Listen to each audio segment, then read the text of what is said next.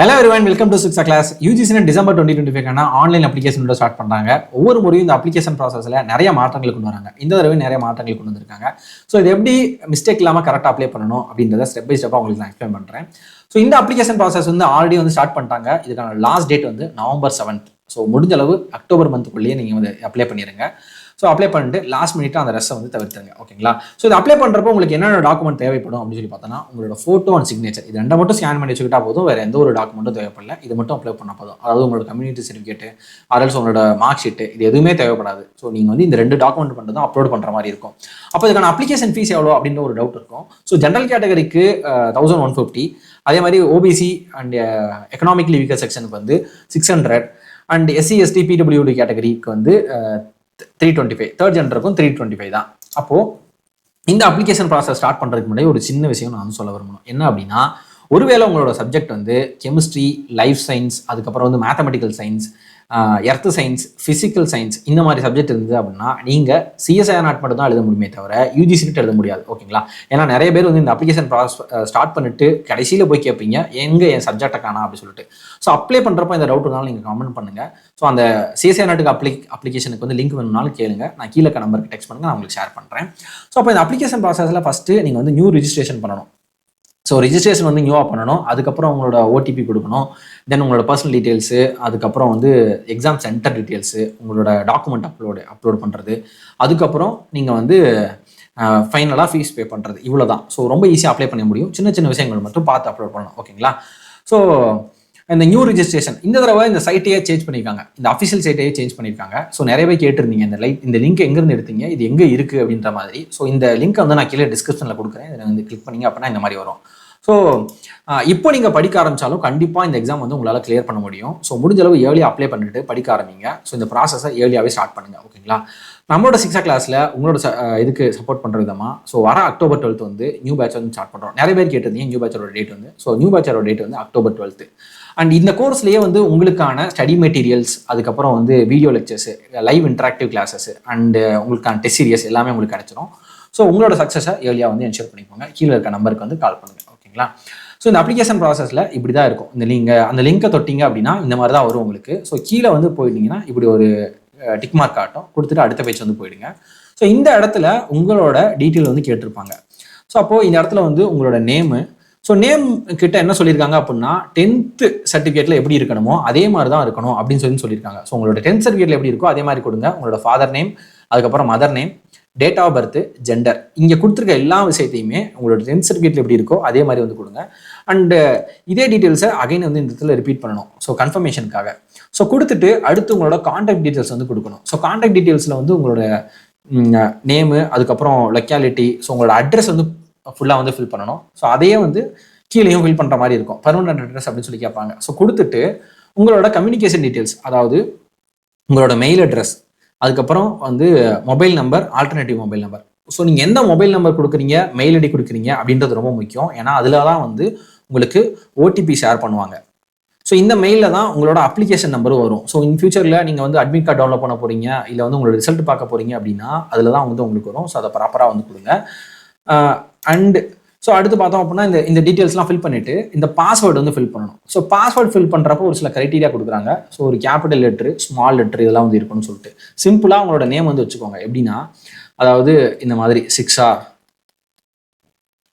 அதாவது ஒரு capital letter, அப்புறம் ஸ்மால் லெட்டரில் இருக்கலாம், அதுக்கப்புறம் @2025 இந்த மாதிரி ஒரு சிம்பிளாக வச்சுக்கோங்க. ஸோ அதை ஞாபகம் வச்சுக்கோங்க. ஓகேங்களா? ஸோ அடுத்து இதெல்லாம் ஃபில் பண்ணிவிட்டு ஸோ அடுத்து போனோம் அப்படின்னா இந்த டீட்டெயில்ஸ் எல்லாமே கரெக்டாக இருக்கா அப்படின்னு சொல்லி என்ஷூர் பண்ணணும். ஸோ உங்களோட நேமு, டேட் ஆஃப் பர்த்து, உங்களோட father name, mother name, gender, அப்புறம் address, mobile number, email ID. So இந்த ப்ராசஸை ஃபஸ்ட்டு கம்ப்ளீட் பண்ணணும். இதான் ரிஜிஸ்ட்ரேஷன் ப்ராசஸ் அப்படின்னு சொல்கிறாங்க.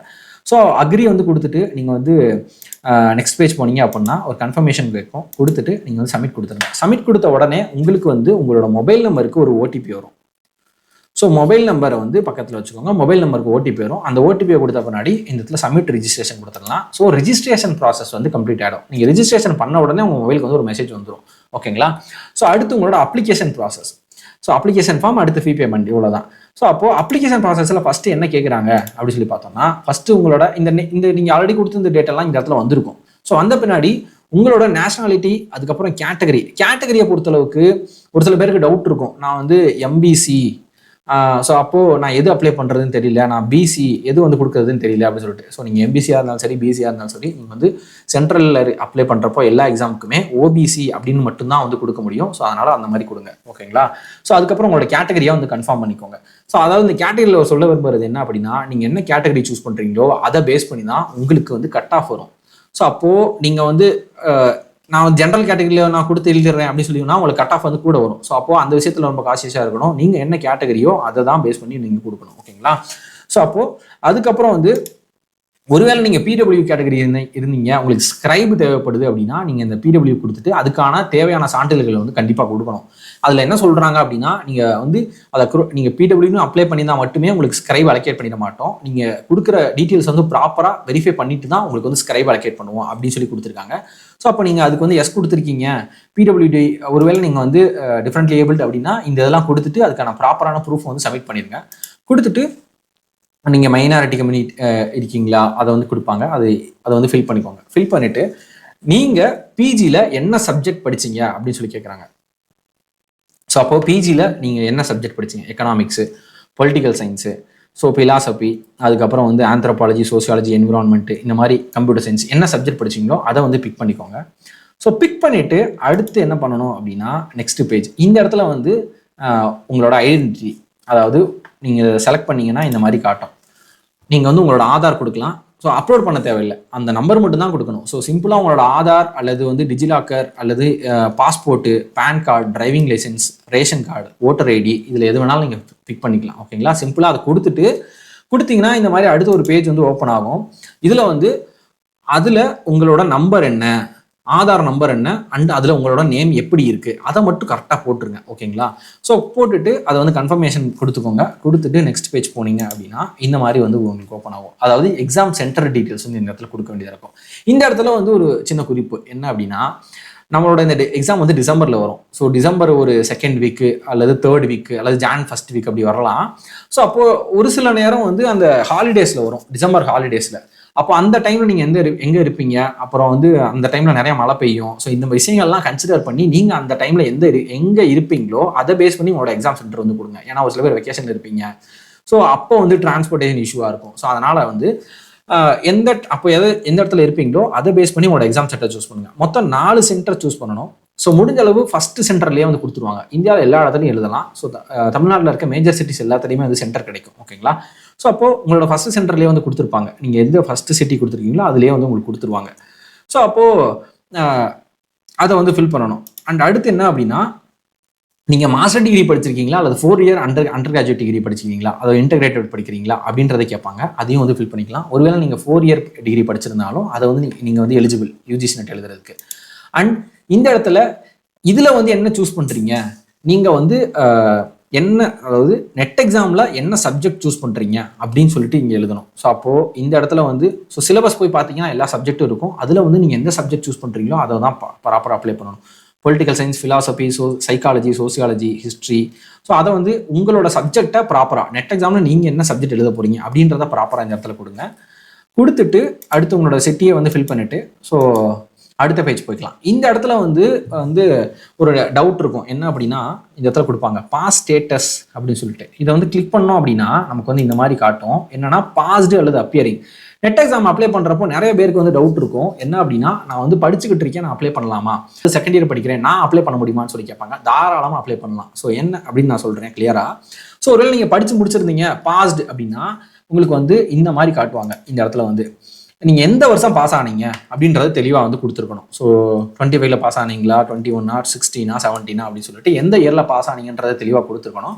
ஸோ ஒருவேளை நீங்கள் வந்து அப்பியரிங் அப்படின்னு சூஸ் பண்ணுறீங்கன்னு வச்சுக்கோங்களேன். இந்த இடத்துல அப்பியரிங்னு போடுறீங்க, படிச்சுக்கிட்டு இருக்கேன் அப்படின்றத போடுறீங்க அப்படின்னா நீங்கள் வந்து 2025ல் பாஸ் பண்ணுறீங்களா, 26ல் பாஸ் பண்ணுறீங்களா, 27ல் பாஸ் பண்ணுறீங்க. இந்த இடத்துல வந்து ஃபைனல் இயரில் வந்து ரிசல்ட் அவைட்டன்னு சொல்லி கொடுத்துக்கலாம். அவ்வளோதான், சிம்பிள். வேறு எதுவும் தேவையில்லை. நீங்கள் எந்த ஒரு இதுவும் கொடுக்க தேவையில்லை. ஒருவேளை நீங்கள் பாஸ்ன்னு கொடுத்தீங்கன்னா மட்டும் உங்களோட சிஜிபிஏ வந்து கேட்பாங்க. அதை வந்து கொடுத்துருங்க. ரிசல்ட் மோடு வந்து பர்சன்டேஜில் இருக்கா இல்லை சிஜிபிஏல இருக்கா அப்படின்றத கேட்பாங்க. அதை மட்டும் ப்ராப்பராக வந்து கொடுத்துக்கோங்க, ஓகேங்களா? ஸோ அதுக்கப்புறம் இந்த ரிசல்ட்டை வந்து கொடுத்துட்டீங்க. ஒருவேளை சிஜிபிஏ கொடுக்குறீங்க அப்படின்னா மேக்ஸிமம் பர்சன்டேஜ் வந்து 10 கொடுக்கணும். அதுக்கப்புறம் நீங்கள் எவ்வளோ அப்டேட் வாங்கி எவ்வளோ எடுத்திருக்கீங்களோ அதை வந்து கொடுத்துக்கோங்க. ஸோ அதை வந்து ப்ராப்பராக உங்களோட மார்க் ஷீட்லேயே இருக்கும் தெளிவாக, அதை வந்து பார்த்து கொடுத்துக்கோங்க. ஸோ கொடுத்துட்டு அதுக்கப்புறம் ஸோ நீங்கள் இந்த தடவை புதுசாக கேட்டிருக்க ஒரு விஷயம் என்ன அப்படின்னா, நீங்கள் வந்து ட்வின் பிரதரா அப்படின்னு சொல்லி கேட்டிருக்காங்க. ட்வின் பிரதரா ட்வின் சிஸ்டரா அப்படின்னு சொல்லிட்டு. ஒருவேளை நீங்கள் ட்வின்னாக இருக்கீங்க அப்படின்னா, ஒருவேளை நீங்கள் 2 பேரும் எழுதுறீங்களா அப்படின்னு சொல்லி கேட்குறாங்க. ஸோ மேபி அப்ளை பண்ணுறப்ப நிறையா பேர் ட்வின்ஸாக வந்திருப்பாங்கன்னு நினைக்கிறேன். ஸோ அதனால் வந்து என்னன்னா, இந்த மாதிரி வந்து நீங்கள் ட்வின்னா அப்படின்னு சொல்லி கேட்குறாங்க. ஒருவேளை எஸ் கொடுத்தீங்க அப்படின்னா, உங்களோட ரோல் நம்பர் 10th என்ன அண்ட் நீங்கள் வந்து 10th சர்டிஃபிகேட்டில் உங்களோட நேம் எப்படி இருக்குது, இதெல்லாம் வந்து ப்ராப்பராக கேட்குறாங்க. ஒருவேளை ட்வின்னாக இருந்தீங்க அப்படின்னா மட்டும் இதை வந்து நீங்கள் ப்ராப்பராக அப்ளை பண்ணுங்கள். ஸோ அடுத்து நீங்கள் பிஹெச்டி வந்து அட்மிட்டடா, உங்களோட பிஹெச்டி ஸ்டேட்டஸ் என்ன, பண்ணிட்டு இருக்கீங்களா அல்லது பிஹெச்டி அவார்ட் ஆயிடுச்சா அப்படின்றத கேட்குறாங்க. ஸோ அதுக்கு அடுத்து முக்கியமான இடம் என்ன அப்படின்னா, அப்ளை ஃபார். இந்த இடத்துல நிறைய பேருக்கு நிறைய டவுட் இருக்கும். என்ன அப்படின்னா, நான் அசிஸ்டன்ட் ப்ரொஃபஸர் மட்டும் அப்ளை பண்ணணுமா, ஜேஆர்எஃப் மட்டும் அப்ளை பண்ணணுமா, பிஹெச்டி ஒன்லி அப்ளை பண்ணணுமா அப்படின்னு சொல்லிட்டு. அண்ட் இந்த இடத்துல நிறைய பேருக்கு ஒரு விழிப்புணர்வு இல்லை. என்ன அப்படின்னா, நீங்கள் வந்து சிம்பிளாக உங்களோட ஏஜ் வந்து 30 இருந்தால் மட்டுமே 30, அதாவது ஜேஆர்எஃப்க்கு மினிமம் ஏஜ் எலிஜிபிலிட்டி வந்து 30. ஒருவேளை நீங்கள் வந்து அதர் தேன் ஜென்ரல் கேட்டகரியாக இருந்தால் நீங்கள் வந்து 35 இயர் வரைக்கும் எழுத முடியும். ஜென்ரல் கேட்டகரியை தவிர இந்த எந்த கேட்டகரியாக இருந்தாலும் நீங்கள் 35 வயசு வரைக்கும் நீங்கள் வந்து ஜேஆர்எஃப்க்கு அப்ளை பண்ண முடியும். அண்ட் ஜென்ரல் கேட்டகரியிலையுமே நீங்கள் வந்து விமனாக இருந்தீங்க அப்படின்னா நீங்களுமே 35 இயர் வரைக்குமே எக்ஸாம் வந்து எழுத முடியும், அதாவது ஜேஆர்எஃப் வந்து எழுத முடியும். ஸோ அப்போ நெட்டுக்கு வந்து ஏதாவது ஹையர் எலிஜிபிலிட்டி, அசிஸ்டன்ட் ப்ரொஃபஸருக்கு வந்து நீங்கள் வந்து ஏதாவது ஏஜ் எலிஜிபிலிட்டி இருக்கான்னு கேட்டால் there is no upper age limit for assistant professor examination. Assistant professor கேட்டருக்கு நீங்கள் எந்த அப்பர் ஏஜ் லிமிட்டும் கிடையாது. ஸோ நீங்கள் இதெல்லாம் உங்களுக்கு டவுட்டாக இருக்குது, இன்னமும் உங்களுக்கு டவுட்டாக இருக்குது அப்படின்னா இன்ஃபர்மேஷன் புல்லட்டின் சொல்லிட்டு அடிச்சிங்கன்னா வரும். ஸோ டிசம்பர் 2025 இன்ஃபர்மேஷன் புல்லட்டின் சொல்லிட்டு அதை நீங்கள் தெளிவாக வெரிஃபை பண்ணிக்கலாம். ஓகே, அப்ளை பண்ணுறப்ப இன்னொரு டவுட் வரும். என்ன அப்படின்னா, ஒருவேளை நான் ஜேஆர்எஃப் அப்ளை பண்ணுறேன், அப்படி அப்ளை பண்ணுறப்போ எனக்கு வந்து ஜேஆர்எஃப் மார்க் வந்து எடுக்கலை அப்படின்னா எனக்கு நெட்டும் கொடுக்க மாட்டாங்களா அப்படி சொல்லிட்டு. ஸோ அது அப்படி இல்லை. ஸோ அப்போது நீங்கள் வந்து ஜேஆர்எஃப் அப்ளை பண்ணியிருக்கீங்க, ஆனால் நீங்கள் நெட்டோட கட் ஆஃபை தாண்டிட்டீங்க அப்படின்னா உங்களுக்கு வந்து ரிசல்ட் வந்து you are qualified for assistant professor only அப்படின்னு சொல்லி வந்து கொடுப்பாங்க. ஸோ அப்போ அந்த மாதிரி குழப்பங்கள்லாம் வேணாம். நீங்கள் தாராளமாக ஏஜ் மட்டும் இருந்துச்சு அப்படின்னா நீங்கள் தாராளமாக ஜேஆர்எஃப் வந்து அப்ளை பண்ணலாம். ஸோ நீங்கள் வந்து இந்த ஏஜ் லிமிட்டுக்குள்ளே வந்தீங்க அப்படின்னா 3மே வந்து பிக் பண்ணணும். ஒருவேளை ஏஜ் லிமிட் இல்லை அப்படின்னா நீங்கள் இது 2 மட்டும் பிக் பண்ணணும், அசிஸ்டன்ட் ப்ரொஃபஸரும் பிஹெச்டி ஒன்லியும் மட்டும். So simple. ஸோ வேறு எந்த டவுட்டாக இருந்தாலும் நீங்கள் வந்து எனக்கு மெசேஜ் பண்ணுங்கள், இல்லை வந்து கமெண்ட் பண்ணுங்கள், நான் வந்து உங்களுக்கு ரிப்ளை பண்ணுறேன். ஓகேங்களா? ஸோ அடுத்த பேஜ் போனோம் அப்படின்னா உங்களோட ஃபோட்டோ அண்ட் சிக்னேச்சர் இது 2 மட்டும் அப்லோட் பண்ணணும். ஸோ நிறைய பேருக்கு வந்து இந்த ஃபோட்டோ அப்லோட் பண்ணுறப்ப இஷ்யூவாக இருக்கும். அதெல்லாம் வந்து ஈஸியாக அவங்களே ஷார்ட் அவுட் பண்ணிட்டாங்க இந்த தடவை. என்ன அப்படின்னா, நீங்கள் வந்து இந்த மாதிரி அப்ளை பண்ணுறப்பே இப்படி ஒரு பேஜ் வந்து கொடுக்குறாங்க. ஸோ இதில் வந்து நீங்கள் இதை வந்து ஜூம் இன் பண்ணி அல்லது ஜூம் அவுட் பண்ணி நீங்கள் அந்த சைஸுக்கு வந்து எடுத்துகிட்டு வந்துக்கலாம். எடுத்துகிட்டு வந்து நீங்கள் ஈஸியாக வந்து அப்லோட் பண்ணிக்கலாம். ஸோ அந்த ப்ராசஸ் வந்து ரொம்ப எளிமைப்படுத்தியிருக்காங்க இந்த தடவை. ஸோ அப்போது நீங்கள் கொடுத்துட்டீங்க அப்படின்னா இந்த இடத்துல வந்து ஒரு ப்ரிவ்யூ காட்டும். ஸோ அப்டேட் ப்ரீவியூக்கு கொடுத்துட்டு நீங்கள் வந்து அப்டேட் கொடுத்துட்டீங்க அப்படின்னா நீங்கள் வந்து இதை வந்து அப்லோட் ஆயிரும். ஸோ அப்லோட் ஆன பின்னாடி இந்த இடத்துல வந்து உங்களுக்கு காட்டுவாங்க நீங்கள் எந்தெந்த ஃபோட்டோ வந்து அப்லோட் பண்ணியிருக்கீங்க, இந்த இடத்துல வந்து காட்டுவாங்க, ப்ரிவ்யூ காட்டும். ஸோ அதை வந்து பார்த்துட்டு கன்ஃபார்ம் பண்ணிக்கோங்க. ஸோ நீங்கள் எக்ஸாம் எழுத போகிறீங்க அப்படின்னா கண்டிப்பாக 2 ஃபோட்டோ வந்து கேட்பாங்க. ஸோ அப்போது ஒரு நல்ல ஃபோட்டோவை எடுத்து வச்சுக்கோங்க. அங்கேயும் வந்து கேட்பாங்க. ஸோ முடிஞ்ச அளவு அதே ஃபோட்டோவை அப்லோட் பண்ண ட்ரை பண்ணுங்கள். ஏன்னா அந்த இடத்துல போயிட்டு ஏதாவது இஷ்யூ பண்ணுவாங்க எக்ஸாம் சென்டரில். ஏன்னா லாஸ்ட் டைமே வந்து நிறைய ரெஸ்ட்ரிக்ஷன் வந்து கொடுத்துருந்தாங்க எக்ஸாம் சென்டர்ஸில். ஸோ அப்போது இதையுமே நீங்கள் வந்து தவிர்த்துருங்க. ஸோ முடிஞ்ச அளவு ஒரு நல்ல ஃபோட்டோ எடுத்து வச்சுக்கோங்க. அதை மல்டிபிள் காப்பீஸ் வந்து போட்டு வச்சுக்கோங்க. ஸோ போட்டு வச்சுட்டு நம்ம வந்து அப்ளை பண்ணலாம். ஓகேங்களா? ஸோ பர்சனல் டீட்டெயில்ஸ் இது வரைக்கும் நீங்கள் அப்ளை பண்ண எல்லா டீட்டெயிலையுமே இந்த இடத்துல வந்து காட்டுவாங்க. ஸோ அது எல்லாமே கரெக்டாக இருக்கா அப்படின்றத ப்ராப்பராக வெரிஃபை பண்ணிவிட்டு இந்த இடத்துல வந்து எல்லாத்துக்கும் வந்து டிக் கொடுத்துருங்க. ஸோ எல்லாத்துக்கும் வந்து ப்ராப்பராக டிக் கொடுத்துட்டு ஒரு தடவை வெரிஃபை பண்ணிக்கோங்க அப்ளை பண்ணுறதுக்கு முன்னாடி, அதாவது நீங்கள் சப்மிட் கொடுக்குறதுக்கு முன்னாடி கொடுத்துட்டு இந்த மாதிரி நீங்கள் கொடுத்துட்டீங்க அப்படின்னா ஸோ நம்ம ரிஜிஸ்ட்ரேஷன் ப்ராசஸ் வந்து கம்ப்ளீட் பண்ணிட்டோம், அப்ளிகேஷன் ப்ராசஸையும் வந்து கம்ப்ளீட் பண்ணிட்டோம். ஓகேங்களா? ஸோ இவ்வளோ தான் இந்த அப்ளிகேஷன் ப்ராசஸ். ஸோ இதுக்கடுத்து நம்ம பண்ண வேண்டியது வந்து ஃபீ வெரிஃபிகே, அதாவது ஃபீ பே பண்ணுறது. ஸோ உங்களோட கேட்டகரியை பேஸ் பண்ணி அவங்களே வந்து இந்த எவ்வளோ ஃபீ அப்படின்னு சொல்லி தெளிவாக வந்து கொடுத்துருப்பாங்க. அண்ட் ஒருவேளை நீங்கள் இமெயில் ஐடியா வெரிஃபை பண்ணலை அப்படின்னா இந்த மாதிரி காட்டும் உங்களுக்கு. ஸோ யுவர் இமெயில் ஐடியா வந்து வெரிஃபை பண்ணணும் அப்படின்னு சொல்லி காட்டும். நீங்கள் இன்னமும் ஏதாவது அப்ளிகேஷன் எடிட் பண்ணணும்னா கூட இந்த டைமில் எடிட் பண்ணிக்கலாம். ஸோ ஒன்ஸ் நீங்கள் சப்மிட் கொடுத்துட்டீங்க அப்படின்னா எடிட் பண்ண முடியாது, ஃபீ பே பண்ணிட்டா எடிட் பண்ண முடியாது. ஓகேங்களா? ஸோ அதுக்கடுத்து வந்து என்ன பண்ணணும், உங்களோட மெயிலுக்கு ஒரு ஓடிபி வரும். உங்களோட மெயில் ஐடி கொடுங்க. உங்களோட மெயிலுக்கு வந்து ஒரு ஓடிபி வரும். அந்த ஓடிபி வந்து கொடுத்துருங்க. கொடுத்த பின்னாடி சக்ஸஸ் அப்படி சொல்லி வந்துடும். ஸோ இதுக்கடுத்து நீங்கள் வந்து ஃபீ பே பண்ணுறது தான். ஸோ ஃபீ பே பண்ணுறப்பயுமே ஆன்லைனில் மட்டும்தான் பே பண்ண முடியும், ஆஃப்லைனில் பே பண்ண முடியாது. ஓகேங்களா? ஸோ அது ரொம்ப முக்கியமான விஷயம். அண்ட் ஒரு சில பேர் வந்து அது அந்த இடத்துல வந்து கொஞ்சம் நெட்வொர்க் இஷ்யூவாக இருக்கும். ஸோ அதனால் பேமெண்ட் ஃபெயில்ட் ஆயிருக்காது, இல்லை வேறு ஏதாவது காரணங்கள்னால பேமெண்ட் ஃபெயில் ஆயிருக்கும். ஸோ அந்த மாதிரி பட்சத்தில் ஒரு 24 to 48 ஹவர்ஸ்க்குள்ளே அது வந்து ஈஸியாக ரெக்டிஃபை ஆகிடும். அகைன் வந்து பே பண்ண வேண்டாம். ஓகேங்களா? ஸோ அதில் கொஞ்சம் ப்ராப்பராக அப்ளை பண்ணுங்கள். நீங்கள் வந்து ஃபீ பே பண்ணுறப்போ ஒரு ப்ராப்பரான நெட்வொர்க் இருக்க இடத்துல வந்து பார்த்து ஃபீ பே பண்ணுங்கள். ஸோ ஃபர்தராக உங்களுக்கு ஏதாவது டவுட் இருக்குது அப்ளிகேஷன் ப்ராசஸில், இல்லை நான் எலிஜிபிளா இல்லையா அப்படின்ற இடத்துல டவுட் இருக்குது அப்படின்னா கூட நீங்கள் வந்து எனக்கு டெக்ஸ்ட் பண்ணலாம் அல்லது கமெண்ட் பண்ணலாம். I will reply you. ஓகேங்களா? So all the best. கண்டிப்பாக வந்து உங்களாலையும் இந்த எக்ஸாம் வந்து ஈஸியாக கிராக் பண்ண முடியும். ஸோ ஏர்லியாக உங்களோட அப்ளிகேஷன் ப்ராசஸ் வந்து ஸ்டார்ட் பண்ணுங்கள். அதாவது படிக்கிற ப்ராசஸ் வந்து ஸ்டார்ட் பண்ணுங்கள். முடிஞ்சளவு முன்னாடியே வந்து இந்த அப்ளிகேஷன் ப்ராசஸ் வந்து முடிச்சிருங்க. ஸோ நம்மளோட 6th கிளாஸில் வரப்போகிற எக்ஸாமுக்கு நியூ பேட்ச் வந்து October 12 ஸ்டார்ட் பண்ணுறோம். இந்த வீடியோ உங்களுக்கு பிடிச்சிருந்துச்சு அப்படின்னா நீங்கள் வந்து சப்ஸ்கிரைப் பண்ணுங்கள். உங்களுக்கு ஏதாவது டவுட்னா வந்து கமெண்ட் பண்ணுங்கள். ஸோ மறக்காமல் உங்களோட ஃப்ரெண்ட்ஸ்க்கு வந்து இதை ஷேர் பண்ணுங்கள். So thank you. All the best for your preparation.